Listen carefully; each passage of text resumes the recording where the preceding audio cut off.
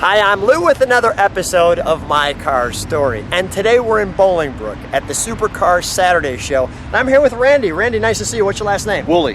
Yep. Randy Woolley. And Randy's got a great car. First of all, I love the color. What's Thanks. the car you have today? So we have a 2017 Chevrolet Camaro ZL1, Hyper Blue Metallic, 10-speed automatic. 10-speed automatic. Okay, so first of all, how the heck are they putting 10 speeds in this car? My God. Well, it's actually co-developed by Ford. So Really? it's funnily enough, Chevrolet and Ford actually co-joined on this venture. So the Ford Raptor, the new one, the twin turbo one, actually has a similar model of this 10-speed automatic that's in it. And why the Camaro, this specific one? You had to order this, you shared. I did. I had to pre-order it probably about March or April of last year to get in line. They were hard to get, and I custom configured this one exactly the way I wanted, so it wasn't just a lot fine.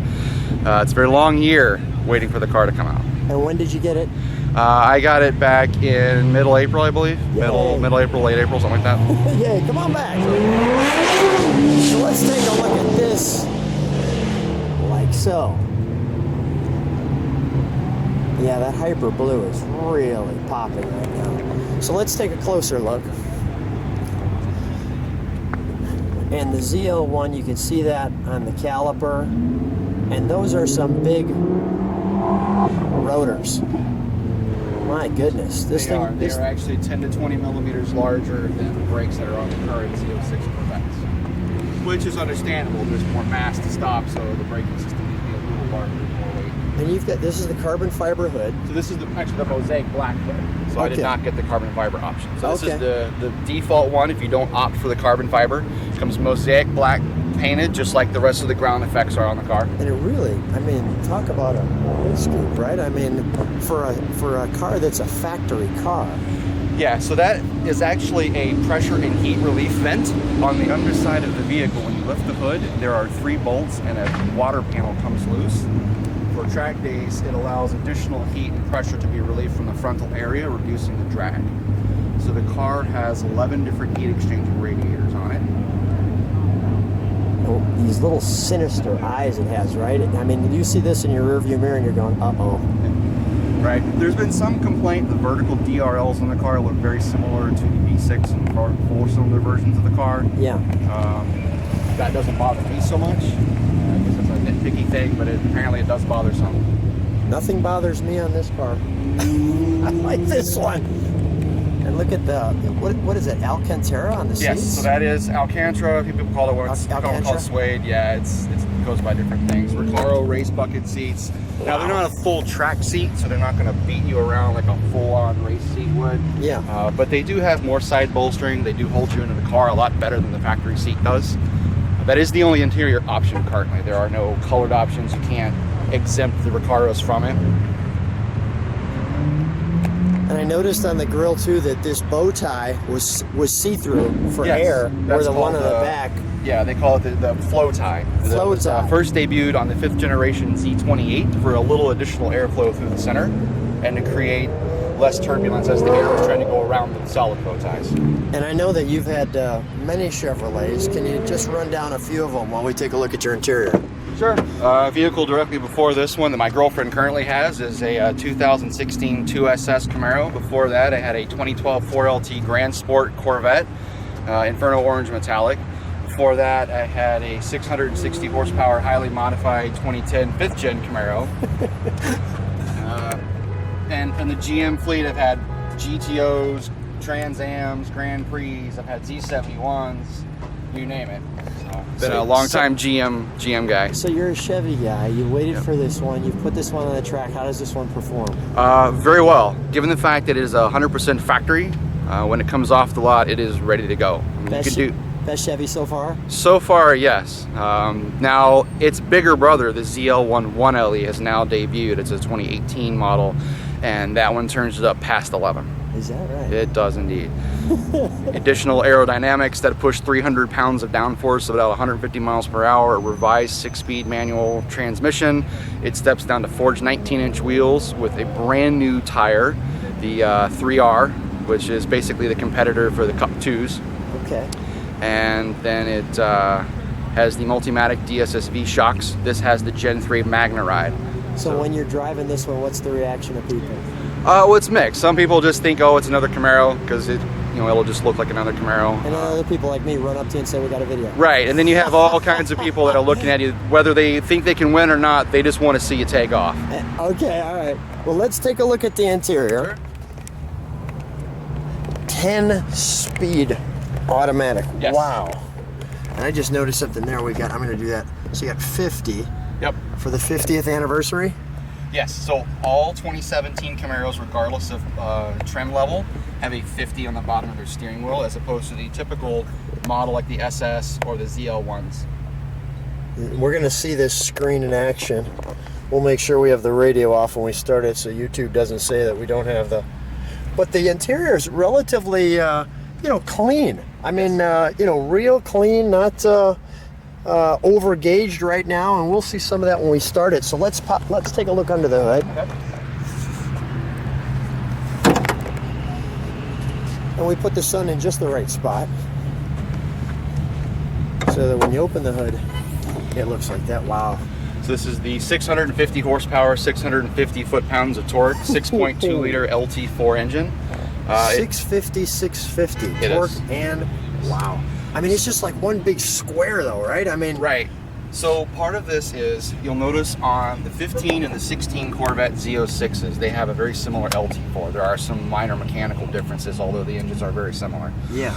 Starting in 17 for the Camaro, and I believe 17 for the Z06s, though it might be 18. Don't quote me if you guys are YouTuber. I can see it down in the comments. They'll inform us. They'll inform us. That's okay. But the square lid on this one is now transitioning over to the Corvette. That allows for more heat displacement with the intercooler bricks. It allows for a taller intercooler brick. So the engine doesn't get as hot as quickly because it's compressing all that air going into the system. Mm-hmm. So that's something that transitioned over to the Corvette platform. And because of that, they had to get a revised underhood liner and a couple other pieces. But yeah, that's part of the 11 heat exchanging systems I was talking about earlier for the engine, the braking system, the transmission, the differential cooler, the auxiliary radiator for the supercharger, plus the internal heat bricks for it. Let's start her up. Sure. Let's hear it at idle. And then I'll look over your shoulder too, just to see the different modes that it has.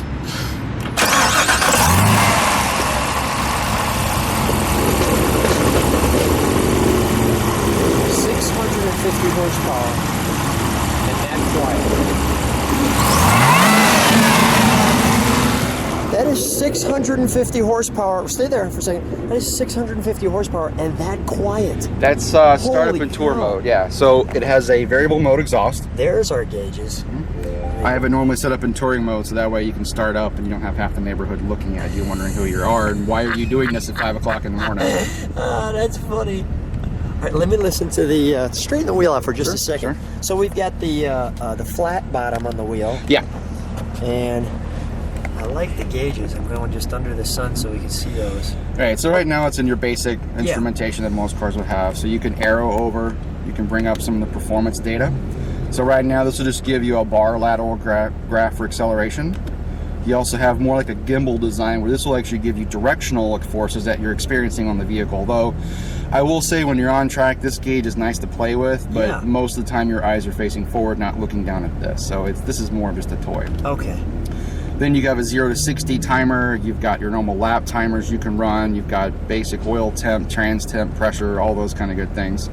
Now the things that I use are the tire temperature. Okay. So it's really nice to have because it'll actually tell you the current temperature of your tires, which you don't want to get them over hot on the track. They're going to start getting greasy. Right. So from here, I can tell right now I can't run a hero lap. I'm all green. Okay. What'll happen is after a couple laps, these will go amber and it'll say warm. And that's my indicator that the tires at their proper operational temperature and I'm ready to go. That's pretty cool. It is. This is the electronic limited slip differential green out. So this one in the Corvette, a couple models, we have in the SS1 Elite, don't want to leave those guys out either. We have a electronically controlled clutch activated limited slip differential. So on the driver's side outboard, there is a micro clutch pack inside the axle where the housing meets up. Okay. Now there is a computer on the back of the axle that in 0.125 seconds, give or take, has the ability to go from full open to full close and lock that outside axle. Wow. Yeah, and the computer's always working on that. So it has variable modes of operation for that. Are you an engineer? What's your background? Well, I am a technologist. Okay, So all right, that's good now. Because I was like, what in the heck? Yeah. Man, you know your stuff. Yeah, a lot of this stuff is. Is there anything else we could see? Sure. So back to normal. Okay. Now, if you just want to get in your basic stuff, if you just want to drive around, have fun, you know, this just gives you all your radio station stuff. It's all pretty basic stuff there. You have a mini heads-up nav that kind of shows up on your screen, so that's all right. But... All right, and let's stay right there for a second. So I want to show this too.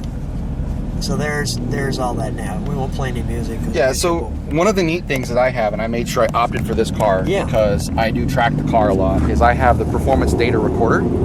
So this has an integrated camera and from the factory. From the factory, yes. So here in the rearview mirror housing, this little black box, there is a front-facing camera with an integrated microphone. It ties in.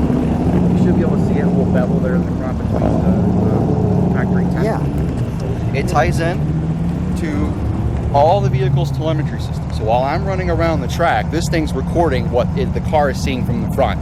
Like a GoPro. But on steroids. It gives me steering angle, throttle percentage, brake percentage. It gives me GPS coordinates. It gives me my current mile an hour, my current speed. It gives me what gear, what my tire temperatures and pressures are. It'll actually show me my track line, and it records lap times, and you can use the Cosworth toolbox. Now the Corvettes have the same function as well.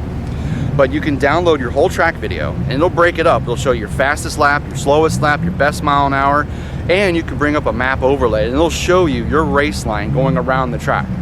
So this way, you don't have to try to remember, okay, well, it's lap 3 on day 2, I did this, and I don't know why this happened. Well, you have the instrumentation and the diagnostic data to look at. You can actually go back to the video, play it all the way to that part. Okay, there it is. TCS kicked on. Why? Okay, well, I had too much steering input for this corner that I was going to, for that speed, and of course the rear end kicked out. Yeah. Randy, fascinating. Yeah. Let me hear is there anything else I need to know before I... So it's got multiple suspension modes, and because it is the ZL1, it does come show with that on your gauges? Yeah, it'll have it down there in the bottom right by park. There's a little red S. By the park. Oh, sorry, right here on the dash. Oh. Where it says, currently says P at the bottom below the mode. Okay. Right there on the right, that little red S indicates it's in sport mode. Yeah. That gives you kind of a sporty feel, a little moderate exhaust. So let's hear the exhaust. That's a good point. Sure. Let me first of all listen to it at idle. Is that calm for 650 horse? Yeah, it has what is affectionately called the suitcase muffler. It's a very large muffler. It takes up most of the underside of the car. All right, let's hear that. Let's give it some revs.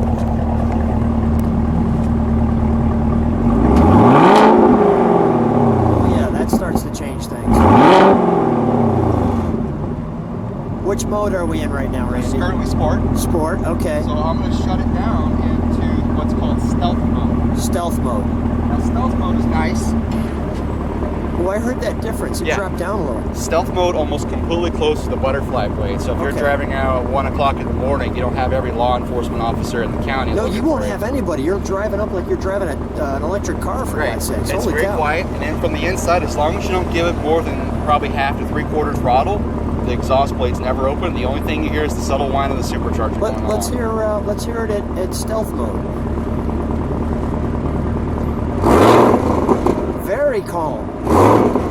All right, let's go to, we did sport. What else is left? So I'm going to put it in track mode. Is that the last option? Yeah, so track mode is the last suspension option. By the way, I just heard it change, so I'm smiling. Go ahead.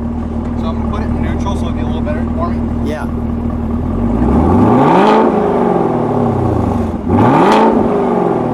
That's throaty. One more time, please.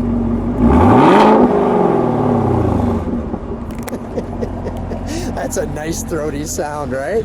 Yeah, now, one nice feature, Sure, go ahead. Show me the feature. Let's make sure it's not rolling away in neutral. So the one nice thing is, once you enable track mode in the suspension settings, so it was basically called a drive mode. So for the drive mode track, you're then allowed to activate what's called performance traction management. Now this has shown up in various Corvettes and Camaros like C6s and Gen 5 Camaros and whatnot. It's also carried over here. So performance traction management allows you additional levels of control if you're going to be on a track. You've got wet, dry, Sport 1, Sport 2, and Race in this particular car. And what that does is it presets the car's computer systems to understand what kind of driving you're about to do. So if you're on a track and it is pouring down rain, and I'm sure we've all, if it was been on track, we've all been in a pouring down rain session, you could put it in PTM wet, and you can go full beans on the throttle, and the computer will automatically manage power application and torque steering with the or torque vectoring. That's amazing, isn't it? For it, yes. And, I mean, it sounds kind of weird. It almost feels like you're being pulled from the rear. It's kind of a weird setup because of the way it's clutching the differential and killing power to the engine. Yes. But it's not like the old school where you have to modulate brake and gas, and you feel it slip and you got to get off or cut the wheel real fast. You can go into dry, Sport 1, Sport 2. Now, if you know what you're doing, if you're an expert, if you know the track really well and it's great conditions, you can go into what's called race mode. Yeah. And that is the least amount of interference possible. The computer lets go of most of it. Now, it's... Did we put it in race mode? We can. Yeah, put it in I race can mode show for you. just a second. You won't see much. Will we hear a difference? No, there's no actual sound difference. Okay, all right. It's more of a... Show me on the gauges. Sure. So where's your button you push? Yeah, so right here. Okay. In the middle, that's my driving modes. So Okay. that goes from snow, ice to wet, well, snow, ice to touring to sport to track. Okay. So now that I'm in track, and it may not activate if we have the hood up, we'll see. So in part, Let's shut the hood then. Some of these Let's systems take don't one more activate look, because and I just want people to know this car's been running the whole time we've been talking. You can't even hear it. It's so smooth. Okay, let's shut that. Man, that's amazing. 650 horsepower. I can't hear it. I'm noticing this too. And here's your tire load information. Okay, go ahead. All right. So from here, like if you're gonna be ready to go out on a track, you would have it in track mode. So you would just arrow down, and the little amber TR would show up. That's letting you know you're in track mode and ready to go. When it's darker out, the interior illumination also follows the color. So here in the door panel, this little slit is actually electroluminescent film. Right now, it's currently amber. Okay. The ones in the cup holder are the one around the Maya. To match your mode. Yes.